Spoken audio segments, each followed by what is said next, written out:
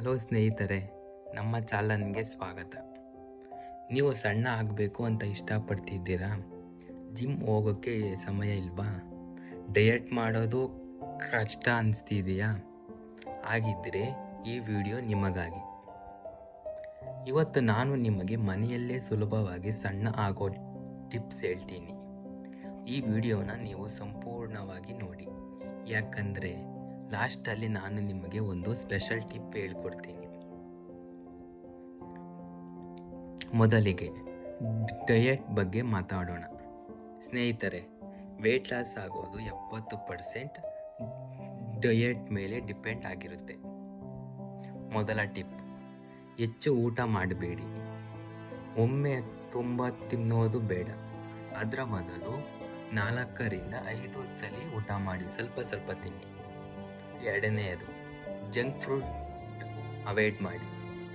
ಅಂದರೆ pizza, burger, fried food ಇವು reduce ಮಾಡಿ. ಮೂರನೆಯದು, ಪ್ರೋಟೀನ್ ಹೆಚ್ಚಾಗಿ ತಿನ್ನಿ. ಅಂದರೆ ಮೊಟ್ಟೆ, ಹುರುಳಿ, ದಾಲ್ ತಿಂದರೆ ಬಾಡಿ ಫ್ಯಾಟ್ ಬರ್ನ್ ಆಗುತ್ತೆ.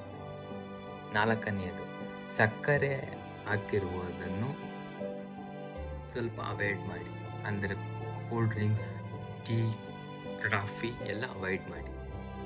ಐದನೆಯದು, ನೀರು ಹೆಚ್ಚು ಕುಡಿಯಿರಿ. ಅಂದರೆ ಒಂದು ದಿನಕ್ಕೆ ಮಿನಿಮಮ್ ಅಂದರೂ 3-4 ಲೀಟರ್ ನೀರನ್ನು ಸೇವಿಸಬೇಕು.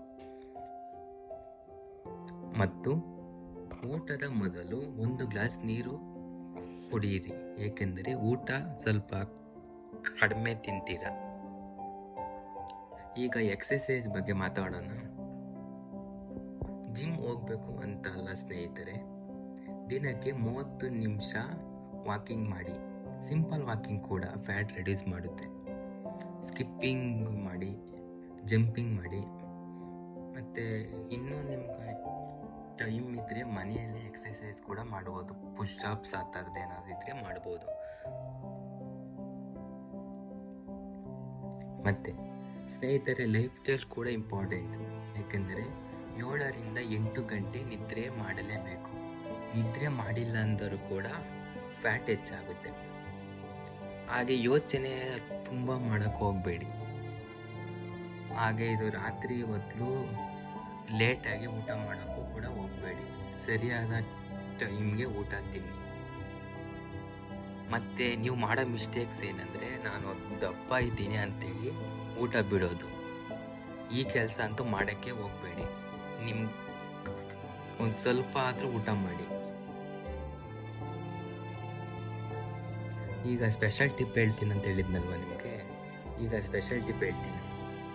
ಬೆಳಗ್ಗೆ ಎದ್ದಿರ್ತೀರಲ್ವ ನೀವು, ಆಗ ಬಿಸಿನೀರು ಮತ್ತು ಅದಕ್ಕೆ ನಿಂಬೆ ರಸ, ಸ್ವಲ್ಪ ಜೇನುತುಪ್ಪ ಹಾಕ್ಕೊಂಡು ನೀರನ್ನು ಸೇವಿಸಿ. ಹೀಗೆ ಮಾಡ್ತಾ ಬಂದರೆ ನಿಮ್ಮ ವೆಯ್ಟ್ ಲಾಸ್ 100% ಕಡಿಮೆ ಆಗುತ್ತೆ. ಹಾಗಾಗಿ 1 ದಿವಸ 2 ದಿವಸ ಮಾಡಿ ಇದನ್ನು ಅವಾಯ್ಡ್ ಮಾಡೋದಲ್ಲ. ಮಿನಿಮಮ್ ಅಂದರೂ 30-35 ದಿನ ಸೇಮ್ ರೂಲ್ಸ್ ಫಾಲೋ ಮಾಡ್ಕೊಂಬನ್ನಿ, ನಿಮ್ಮ ವೆಯ್ಟ್ ಲಾಸ್ ಆಗುತ್ತೆ.